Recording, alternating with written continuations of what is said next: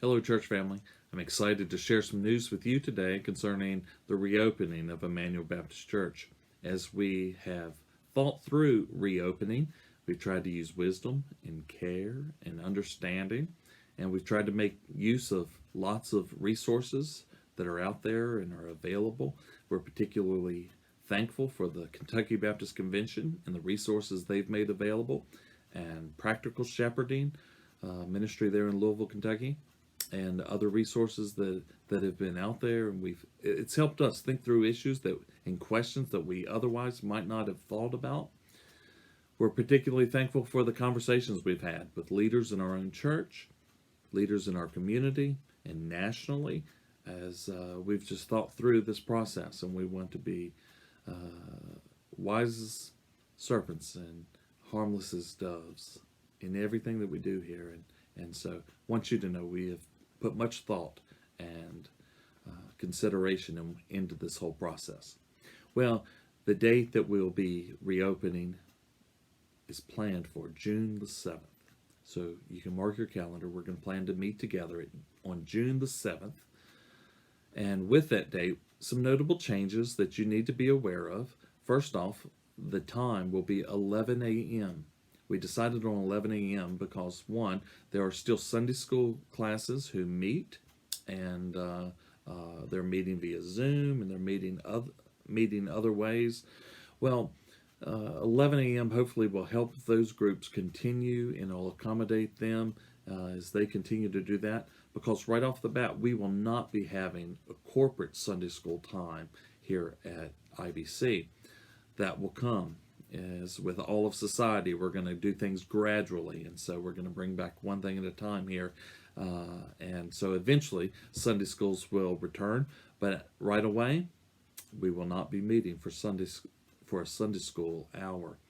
Also, there will not be child care right away, and so hopefully the 11 a.m. hour will be helpful for parents with young children who have a difficulty sitting for long periods of time or have not been trained to sit for a period of time. Hopefully the shorter service time will be helpful for you in the ministry, if you will, for you.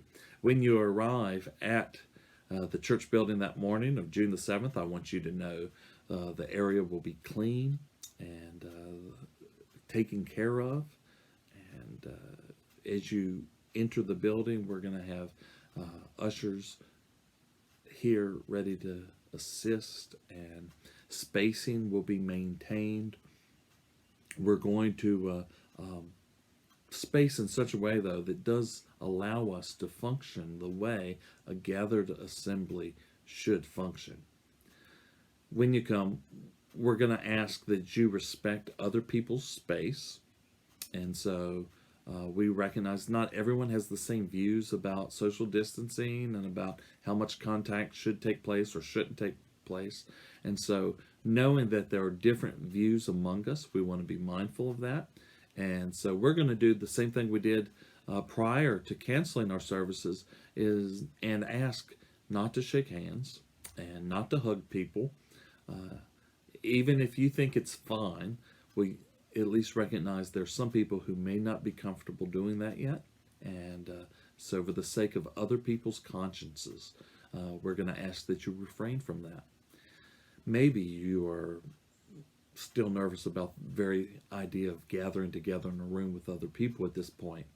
Well, I want you to know that the entire service will be available as we've been meeting together in the parking lots. So anyone who still wants to come, you'll be able to listen in via the radio to those services, and we'll make that available for the next month or so as people get acclimated with the idea of meeting together again.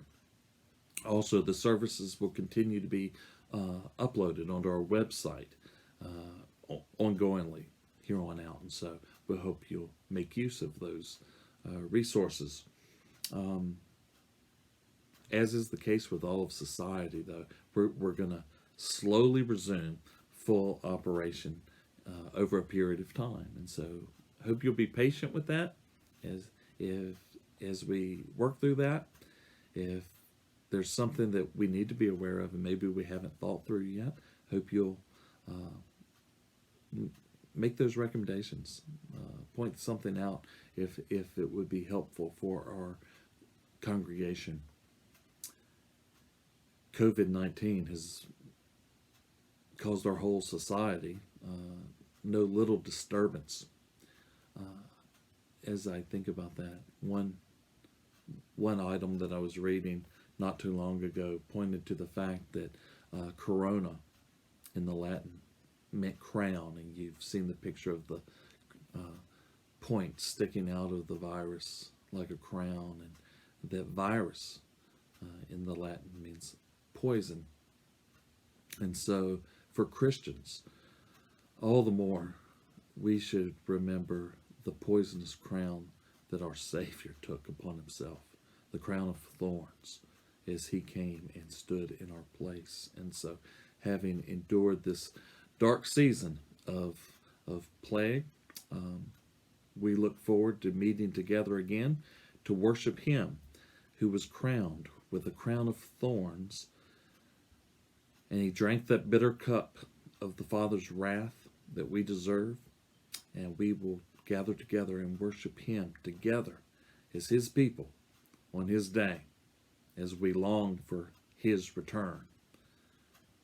Thank you, church family, and we look forward to seeing you then, as the Lord wills. God bless.